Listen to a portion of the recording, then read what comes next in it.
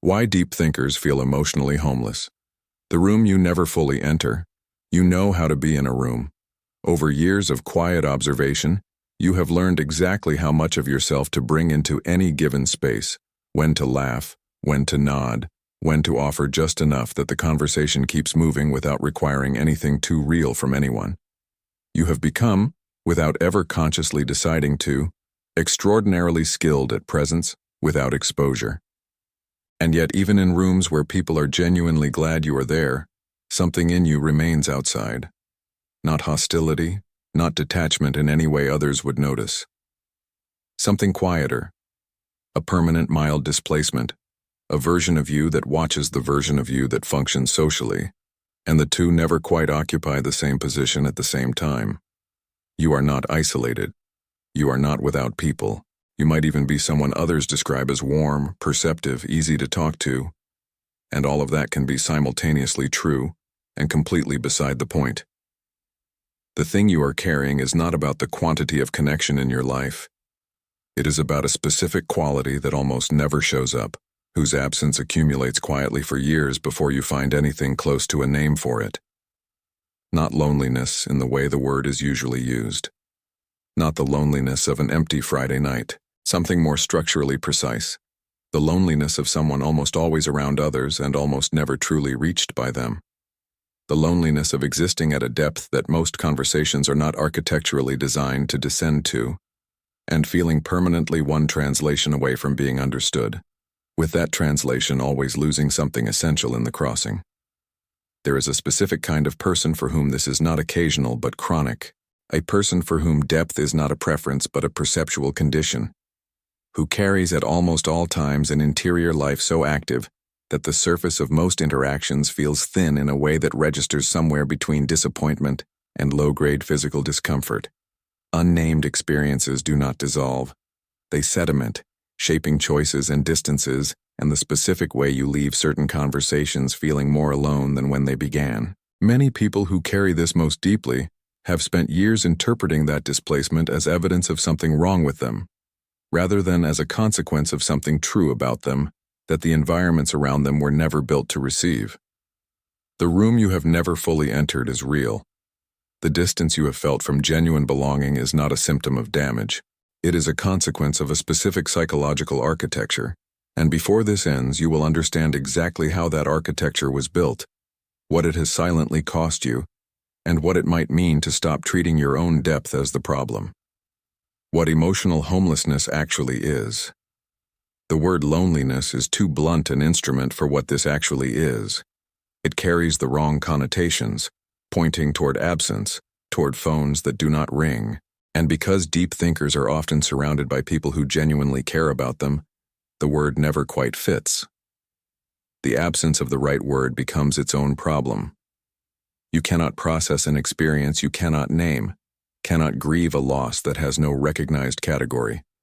And so the feeling persists, unnamed and unexamined, beneath the surface of a life that looks from the outside like it has everything it needs. What emotional homelessness describes is something more specific. It is the experience of moving through the world with an interior life. The world around you was never designed to accommodate, not because the world is cruel, but because most social environments operate at an emotional register built for connection that is warm, functional, and relatively uncomplicated, and that register does not extend far enough to reach the place where a certain kind of person actually lives. Every social environment has a depth limit. Most people move through life without pressing against it, not because they are shallow, but because the depth they naturally inhabit and the depth the environment supports happen to be roughly compatible. For deep thinkers, that compatibility does not exist. The result is not dramatic or visible. It looks like someone present, functional, and fine. What remains invisible is that they are perpetually operating in emotional compression, spending a largely unconscious portion of their cognitive resources on the work of making themselves fit into spaces built to different specifications. The problem is not that deep thinkers cannot connect. Many are exceptionally good at it, capable of making others feel seen in ways most people cannot. The problem is that the connection they are capable of and the connection available in most environments are operating at different frequencies. And the gap between those frequencies is where the homelessness lives. It is the difference between a conversation that reaches you and one that passes near you, between being known and being liked. When a person experiences genuine belonging rarely enough, they begin to lose confidence in its existence. They stop expecting to be fully met. They adjust their emotional hunger downward to match what is actually available. And the tragedy of that adjustment is how quietly effective it is. Once you have lowered your expectations enough, the homelessness becomes simply the weather, the permanent background condition of a life rather than the specific nameable experience it actually is. This video exists to reverse that adjustment, not by promising that the right people are coming, but by offering something more foundational, the clarity that what you have been feeling is real, that it has a precise psychological structure, and that understanding it accurately is the first necessary step toward anything that could honestly be called change. The architecture of the deep thinker. Emotional homelessness is not a personality flaw. It is a predictable consequence of a particular kind of mind operating in environments that were not built with that mind in mind. What defines the deep thinker, at the level of actual psychological architecture, is a specific relationship between perception and meaning, one in which the distance between raw experience and interpretation is shorter than it is for most people, and in which interpretation automatically operates at multiple levels simultaneously. When an ordinary social interaction occurs, most people process it at the level it presents itself. For the deep thinker, that same interaction arrives already layered. Words carry surface meaning and simultaneously arrive with their subtext, their emotional undercurrent, the thing the speaker almost said, the anxiety or longing shaping the conversation without being acknowledged in it. This is not analysis that happens after the fact. It is perception that happens in real time, automatically, without the ability to turn it off. This produces genuine capacities for empathy, for pattern recognition, for insight. It also produces a chronic cognitive burden rarely acknowledged for what it is, the cost of processing a world that is denser and more emotionally textured than the version most people around them are navigating. There is also a temporal dimension rarely discussed. Deep thinkers tend to experience time differently within emotional contexts. A conversation continues to be processed long after it has ended. Something said in passing 3 days ago is still being turned over, and experiences are held until they have given up everything they contain. The consequence for social experience is direct. When a deep thinker enters a room, they are simultaneously processing the emotional subtext of everyone present, monitoring the gap between what is being said and what is actually happening, and doing all of this while also producing whatever output the interaction socially requires. Its cost is invisible to everyone in the room, including often the deep thinker themselves, who has been doing it so long that it registers not as effort, but simply as what being in a room feels like. What the deep thinker is actually looking for is contact at the level where they actually live. Conversations that go somewhere real, relationships in which the full complexity of their interior experience is genuinely engaged. That is not an unreasonable thing to want. It is simply, given the reality of how most social environments are constructed, extraordinarily difficult to find with any consistency, and that difficulty, accumulated over years, is precisely what produces the emotional homelessness this video is about. Why ordinary connection leaves you empty. There is an experience almost every deep thinker recognizes, and almost none of them have a clean framework for. You leave a social interaction that by any external measure went well, people were warm, the conversation flowed, and you feel, somewhere beneath the surface of your functioning, more alone than when it started. Not dramatically, just quietly, inexplicably more depleted, more aware of the gap between what the interaction was and what some part of you had been hoping it might be.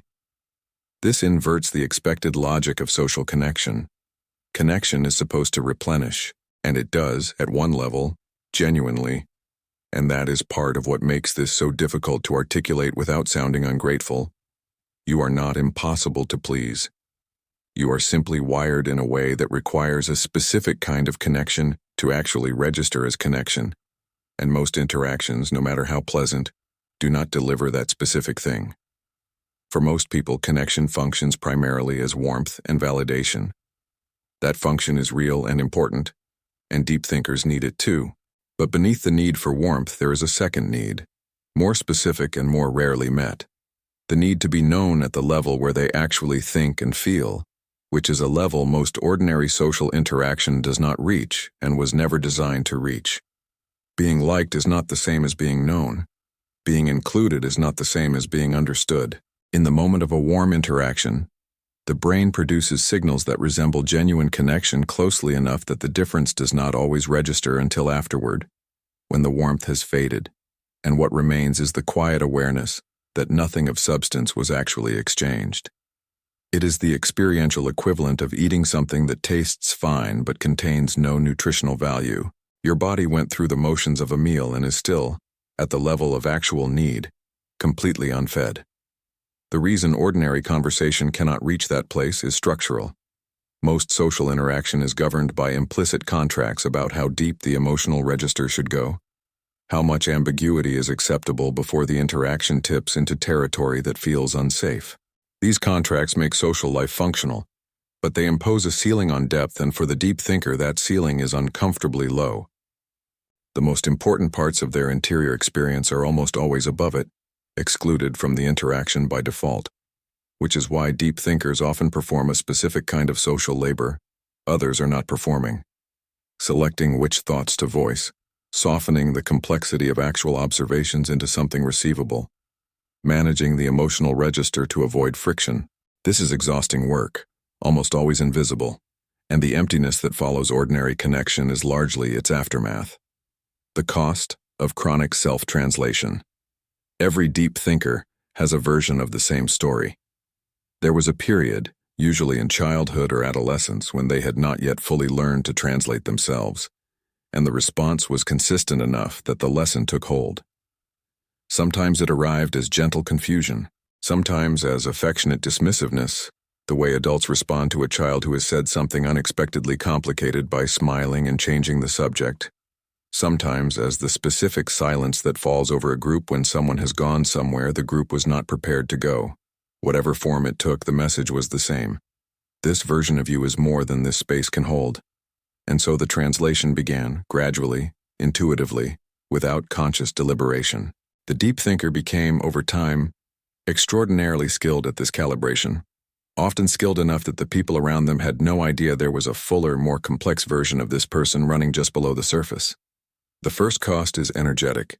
Chronic self-translation is metabolically expensive in a way that accumulates with compounding interest. The resources that go into continuously monitoring the gap between interior experience and social output, making thousands of micro-decisions about what to bring forward and what to hold back, are resources not available for anything else, producing a specific kind of exhaustion that is difficult to explain because from the outside the activities that caused it looked entirely ordinary. The second cost is relational. When you are always presenting a translated version of yourself, the relationships that develop are relationships with the translation, not with the person doing the translating. The warmth is real, the care is real, but the knowing is partial, and the deep thinker carries in every one of those relationships the quiet weight of being liked for something less than what they actually are. The third cost is the most insidious because it operates at the level of identity. When self-translation becomes chronic and automatic, running long enough without interruption, it creates genuine uncertainty about where the translation ends and the actual self begins. Not a dramatic crisis, more like a slow erosion, a progressive difficulty in answering what you actually think, what you actually want, how you actually feel, when the untranslated version of yourself has not had regular space to exist. Reversing this requires first recognizing it for what it is. Not a personality deficiency, but a predictable outcome of an adaptive strategy deployed in environments that made it necessary. Understanding that clearly, without self-blame, is the first step toward anything different. What you're actually looking for. Most deep thinkers, if asked what they want from connection, will give an answer that is simultaneously true and incomplete. Things like depth, or genuine conversation, or people who actually get it. All of that is accurate as far as it goes, but it stays at the level of description rather than reaching the level of actual psychological structure. And staying at description means recognizing the problem without understanding what the solution would need to contain. What deep thinkers are actually looking for can be broken into three components that, when all three are present simultaneously, produce the experience of genuine connection that most deep thinkers have encountered only rarely. The first is intellectual recognition, not agreement and not admiration, but the experience of having an idea received at the depth at which it was offered, of saying something complex and having it met with a response that demonstrates the complexity arrived intact. This is rarer than it might seem, not because intelligent people are rare, but because the willingness to receive complexity without immediately simplifying or redirecting it is a specific capacity largely absent from most ordinary social interaction. The second is emotional witnessing, which is distinct from sympathy, from advice, from the supportive response most people offer when someone shares something difficult. It is the experience of having the full texture of an emotional experience received, without being immediately managed or redirected toward resolution, held at its actual size, reflected back in a way that confirms its reality, without requiring it to be anything other than what it is. The third is mutual depth, an exchange in which both people are operating below the surface, both genuinely altered by the encounter in ways that could not have been predicted at its beginning. This is qualitatively different from being deeply listened to by someone whose own interior remains closed. It is the difference between being seen and being in genuine contact, and genuine contact is the specific thing that produces what deep thinkers sometimes describe as the feeling of not being alone for the first time. All three of these components, in combination, are genuinely rare. The goal is not to lower what you need to something more widely available, because that is the self-translation strategy again. The goal is to develop enough clarity about what you are actually looking for, that you can recognize it when it is present. Stop spending resources pursuing it in places it is structurally unavailable, and build a relationship with its rarity that does not require you to despair over its scarcity or pretend that less deep versions of connection are sufficient substitutes. How to stop pathologizing your own depth. There is a specific internal narrative that most deep thinkers carry, so thoroughly woven into the background logic of daily self-perception that it often does not register as a narrative at all. It registers as simple truth. You are too much, too intense, too complicated, too sensitive, too hard to satisfy. Your interior life is a liability. The depth that you experience as simply the way you are is something that has to be managed and contained and apologized for, because it asks more of people than most people can sustainably give. Almost every element of that narrative is wrong, not in a way that requires reassurance to address, but in a way that can be demonstrated through the actual psychological structure of what has been happening. The narrative was not constructed through accurate self-reflection. It was constructed through the repeated experience of a specific kind of mismatch, interpreted through the only framework available at the time. Since you are the one who is different, you must be the one who is wrong. When the social world consistently signals that you are operating at a register that does not fit, the conclusion that you are the problem is the most available explanation, but it is false, and the falseness of it has consequences extending far beyond a simple error in self-assessment. When you internalize the belief that your depth is the problem, you begin to treat your own interior life as a source of social risk rather than genuine value, investing energy in the project of making yourself smaller and measuring success by how little friction your presence creates. That is the project that produces emotional homelessness. Not the depth itself, but the years-long effort to contain and translate and apologize for something that was never a defect. Stopping the pathologizing requires replacing the false explanation with a more accurate one. You are not too much. You are a specific kind of mind in a world not primarily built for that kind of mind, and the source of the friction is the mismatch. When your depth is a defect, the goal is compatibility at any cost, including the cost of self-erasure. When your depth is an architecture, the goal becomes finding and cultivating the specific contexts in which that architecture is genuinely engaged. That shift changes everything downstream, including the story you tell about connections that did not work.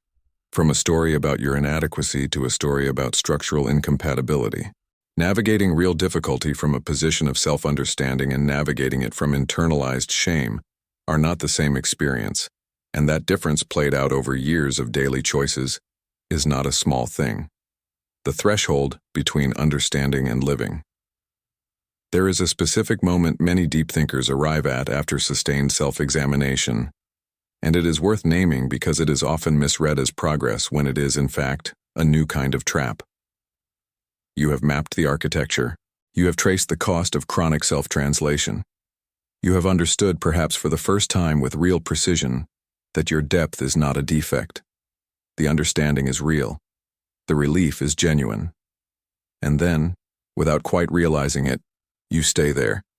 Understanding becomes its own form of distance. When insight is hard-won, there is a pull toward treating it as the destination rather than the threshold, toward living inside the explanation of your experience rather than inside the experience itself. This is a subtle but consequential shift, one that deep thinkers are particularly susceptible to, because the interior where the analysis lives is familiar and manageable in ways that actually changing how you move through the world is not. What closes the gap between understanding and inhabiting your architecture differently is contact.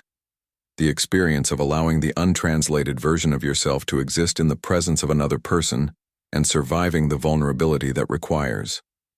Not as a therapeutic exercise, but in the ordinary, unannounced moments where the full weight of what you actually think or feel arrives at the surface before the translation mechanism can engage, and you let it arrive, and something on the other side receives it. Those moments tend to be small and easily overlooked in retrospect. A sentence you would normally have held back.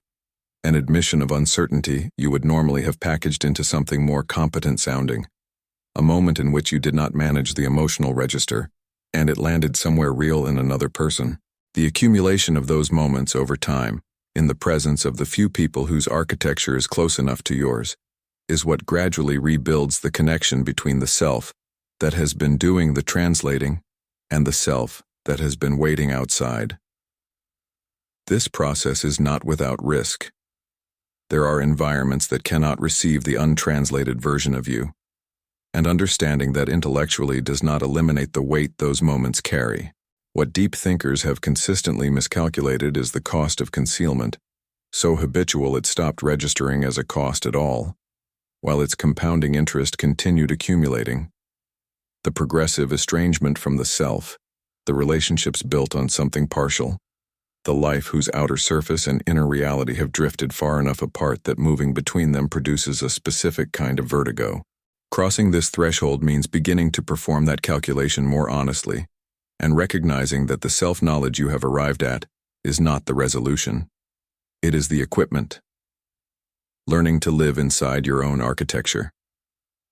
The question this video has been building toward is not how to fix emotional homelessness, because fixing assumes a defect, and the entire argument here has been that there is no defect to fix. The question is more honest and more useful. Given what you now understand about your own architecture, about the structural mismatch between that architecture and most available social environments, about the cost of chronic self-translation and the specific components of what you actually need from connection, what does it look like to live inside that architecture with intention rather than continuing to live against it by default? The first part of the answer: stop treating the full version of yourself as the version that requires containment. This means developing a clear internal distinction between calibration, that is a conscious choice made for a specific reason, and calibration that is an automatic, preemptive response to the generalized fear of being too much.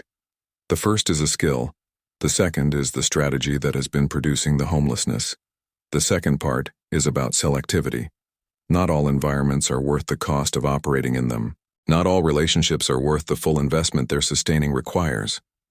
Deep thinkers tend to be extraordinarily loyal in their investment in people and communities that were never going to meet them at depth, sustaining those investments long past the point where the structural incompatibility was clear. Learning to distinguish between warmth and depth, and making decisions accordingly, is one of the most practically significant things a deep thinker can do with this kind of self-understanding. The third part is about investment in the rare contexts where genuine depth is actually available. Deep thinkers often underinvest in the relationships that could actually meet them, partly because those contexts are unfamiliar enough to produce their own anxiety, partly because being genuinely met can feel disorienting after years of operating behind the translation layer. There is something vulnerable and therefore threatening about being actually seen, even when being seen is precisely what you have been hungry for. That vulnerability is worth sitting with rather than retreating from. The most interior piece, the emotional homelessness this video has been describing, is not only about the absence of the right external environments, it is also about the relationship a deep thinker has with their own interior. Years of treating the depth of that interior as something to be managed tend to produce a specific estrangement from the self, a disconnection from the very richness that is, when properly understood, the most significant thing about that person. Part of learning to live inside your own architecture is developing a relationship with your own depth, defined not by the social risk it carries, but by what it actually is. A specific way of experiencing the world that produces genuine costs, but also genuine capacities. A perceptual reality that, when received honestly rather than apologized for, is something worth being. You are not too much for the right contexts. The right contexts are simply rarer than you deserve. That is not a verdict. It is a navigational reality, and navigational realities can be understood, mapped, and moved through with more intelligence and more self-compassion than the years of moving through them without a map have tended to allow. That is what understanding your own architecture makes possible. Not an end to the difficulty, but a different relationship with it, and not the transformation of who you are into something more compatible with a world that was not built for you, but the slow and genuinely worthwhile project of building, with intention, and with the precision that your particular kind of mind makes possible, a life that was built for who you actually are.